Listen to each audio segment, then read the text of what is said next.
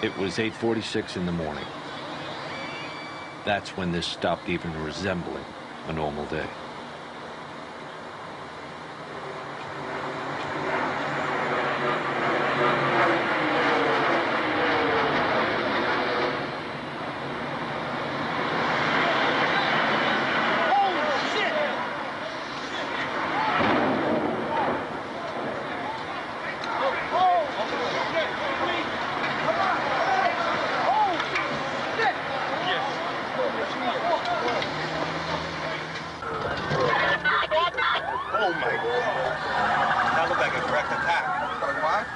Chief Pfeiffer made the first official report. We have a number of floors on fire. It looked like the plane was aiming towards the building. Transmit a third alarm. We'll have the staging area at Vesey and West Street.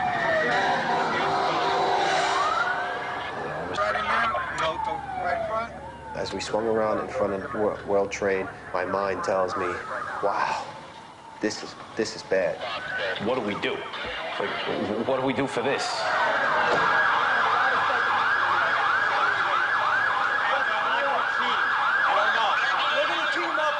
We park right under the awning of One World Trade Center. Chief Pfeiffer puts his gear on, and I remember asking him, Chief, can I come in with you? I want to come in with you. And he says, yep. Yeah, you stay with me. Come in with me, never leave my side. You got the chance. I go in, and I hear screams, and right to my right, there was 2 people on fire, burning.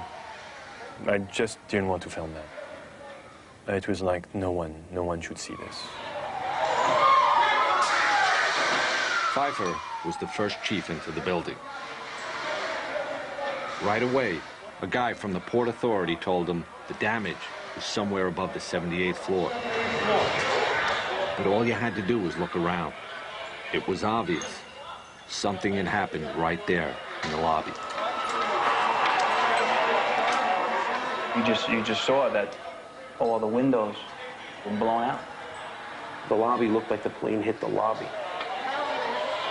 I think a bomb went off in the lobby first, then a plane hit the building. But then another plane hit the other building. But when I was coming through the doors on the other side of the Trade Center, either they blew the lobby up or something, because it blew the glass out of the doors and knocked us all down, and I got smoke and everything on me. I just feel a little shook up because I got blasted, so I'm just trying to, I worked in the building for 20 years. I was the person in charge of all the stairwells of the North Tower. And on 9/11, I had the only master key that opened the doors that rescue people. This is the master key. They call it the key of hope. And basically, I was a janitor. Like I said, on that day, there was an explosion on the basement. And this is prior to the building got hit by the plane. And then the plane hit, and then there was a series of explosions afterwards. And a person comes running into the office saying, explosion, explosion, explosion. His skin was pulled all from his armpits all the way to the top of the fingertips, and pieces missing off his face. Immediately following the first attack, I implemented our government's emergency response plans. At this point, the Associated Press with a story that says there is no report of any casualties, without jumping to too many conclusions, looking at the extent of this damage and knowing how well populated that building is at that. Oh, now there's.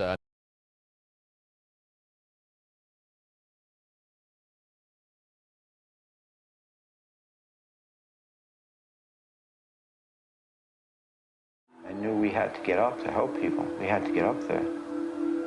People pretty much said, why are y'all going up there? Get out.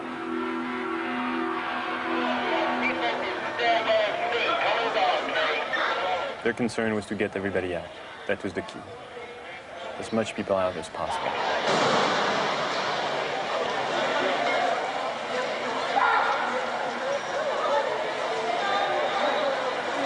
Most of the people in Tower 1 came out on the mezzanine above the lobby. Then they'd get out through another building. All right, I want to use the lobby of 7 as a triage. The chiefs didn't want anyone going through the lobby doors. First, it was because debris was falling outside. Then, it was people falling. You don't see it, but you know where it is. And you know that every time you hear that crashing sound, it's a life which is extinguished. It's not something you could get used to. And the sound was so loud.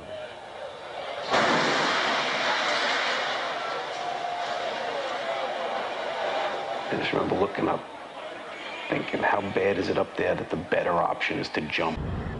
And then we saw the people jumping. We saw what we thought was debris, and we realized it was people jumping.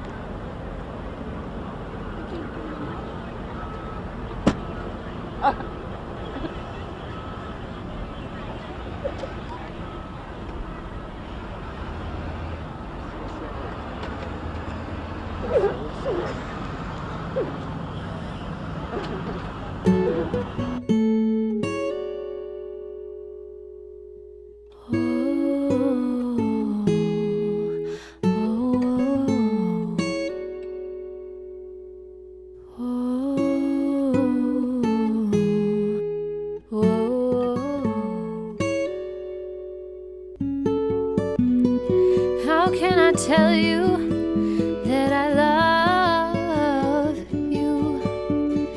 I love you, but I can't think of right words to say. I long to tell you that I'm always thinking of you. I'm always thinking of you, but my words just blow away. My words just blow away. It always ends up to one thing, honey, and I can't think of right words to say. Whoa, whoa, whoa, whoa.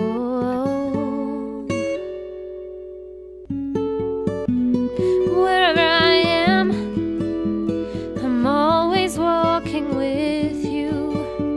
I'm always walking with you, but I look and you're not there. Whoever I'm with, I'm always, always talking to you. I'm always talking to you, and I'm sad that you can't hear. Sad that you can't hear. It always ends up to one thing, honey, when I look and you're not there.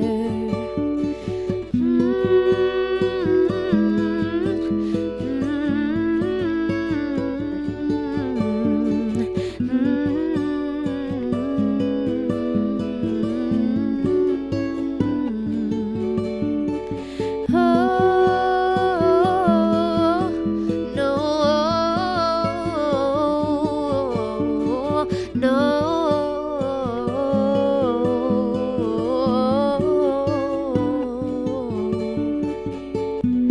I need to know you, need to feel my arms around you, feel my arms around you, like a sea around a shore.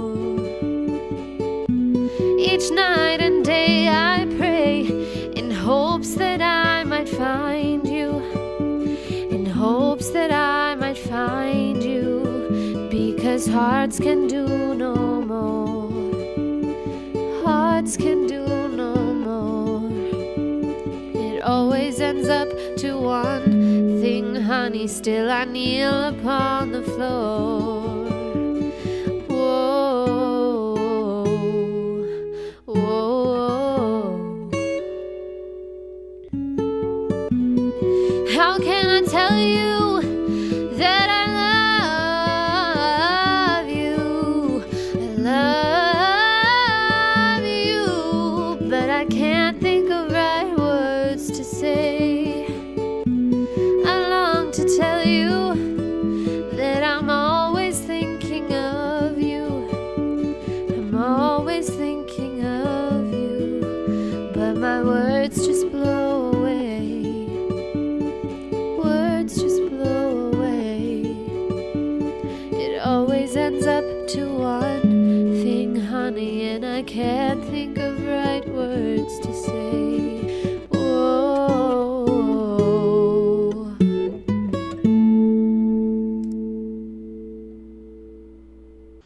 during the time that the airplane coming in to the Pentagon, there was a young man who would come in and say to the vice president, the plane is 50 miles out, the plane is 30 miles out.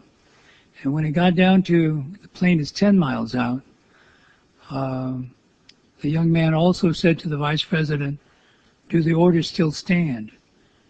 And the vice president turned and whipped his neck around and said, of course the orders still stand. Have you heard anything to the contrary? Well, at the time I didn't know what all that meant. And the flight you're referring to is the flight that came into the Pentagon. Pentagon, yeah.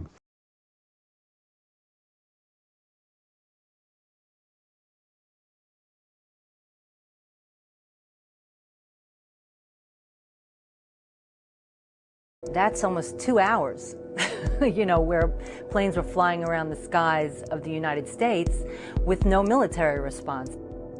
Coming across an article in a Canadian paper, the Jersey widows learned it had been a routine for NORAD, the military apparatus in charge of air defense, to scramble fighters to intercept planes during suspected emergencies. Fatal accident involving a Learjet flying across the women recalled one such incident that was heavily reported in 1999. Just 25 minutes into the flight, controllers lost radio contact with the pilots, and an Air Force F-16 on a training mission was sent to take a look. Ultimately, 6 military jets gave chase. The plane was tracked by the FAA on radar. At high levels, the military, even the White House, discussed what to do. Tell me what the difference was between those times and the day of September 11th. This is as close as we can get to the base of the World Trade Center. You can see the firemen assembled here, the police officers, FBI agents, and you can see the 2 towers. A huge explosion now raining debris on all of us. Nobody there. Where the fuck? What do we do? We made it outside. We made it about a block. We made it at least 2 blocks, and we started running. Floor by floor, it started popping out. It was if they had detonated. Yeah, as if they were planned to take down a building. Boom, boom, boom, boom, boom, boom, boom, boom. All the way down. I was watching it and running.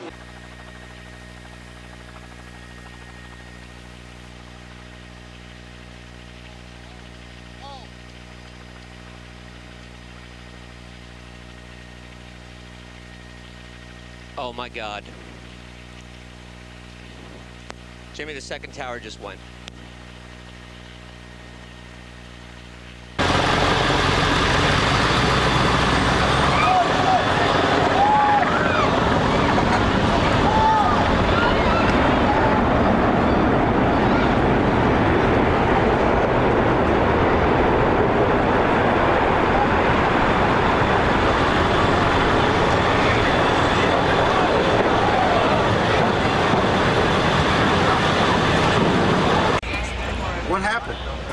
In the explosion.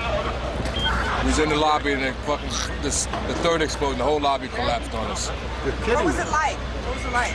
Horrible. It's like hell. You don't want to know. The whole building just collapsed on us inside the lobby. Was that a secondary explosion? Yes, it was. That was the planet, probably? Yeah, definitely a secondary explosion. Because we was inside waiting to go upstairs, and on the way upstairs, the whole fucking plane blew. And we just collapsed on everybody inside the lobby. Similar to the first tower coming down, secondary? I don't know about the first one, but I know the second it was terrible. Then there was a third one too after that one.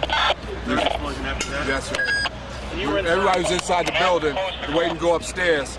And they just let loose. Everything just let loose inside the building. So what you told me is that there was a plane or whatever hit the building, then a secondary explosion. It was like 3 explosions after that. We came in after the fire. We came when the fire was going on already.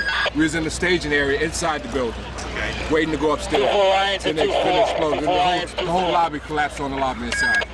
And it's just mayhem after that? Just man, everybody tried to work their way out. Just trying to help all the brothers get out. A lot of people trapped inside and everything. Yeah, here's one of the guys who can tell you I'm okay, all right? Here, hold on. You want to call your mother or something? You gotta get back from here. You know that, you gotta get back. All right, don't worry. I remember getting a call from the fire department commander telling me that they were not sure they were going to be able to contain the fire. And I said, you know, we've had such terrible loss of life. Maybe the smartest thing to do is pull it.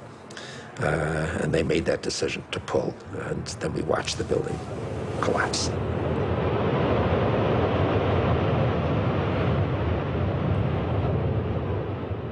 For the third time today, it's reminiscent of those pictures we've all seen too much on television before, when a building was deliberately destroyed by well-placed dynamite to knock it down.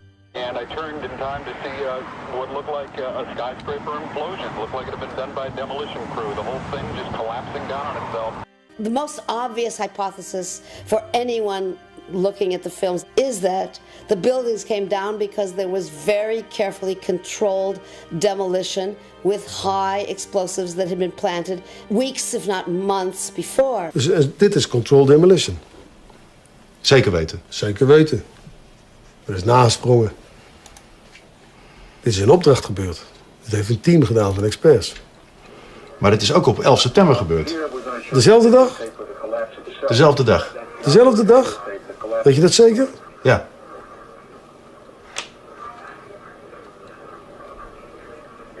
Was het zeker weten de 11e? Dat kan geen waar zijn.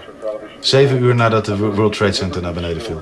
On 9/11, that jet fuel had to have been burning at about 750 degrees Fahrenheit. So if you have a flame at 750 degrees, you can hold that flame under a steel beam forever, and you'll never reach a high enough temperature to bend steel, let alone melt it. About 4 or 5 o'clock in the afternoon, hundreds of construction workers came down there, maybe thousands, and volunteered. And the uplift of that was just tremendous. And I knew how dangerous it was. There were fires below the ground of 2,000 degrees Fahrenheit and more. You'd get down below and you'd see molten steel running down the channel rails, like you're in a foundry. Well, you've been to the White House 5 times. You've been honored by the president, President Bush. You've met Hillary Clinton.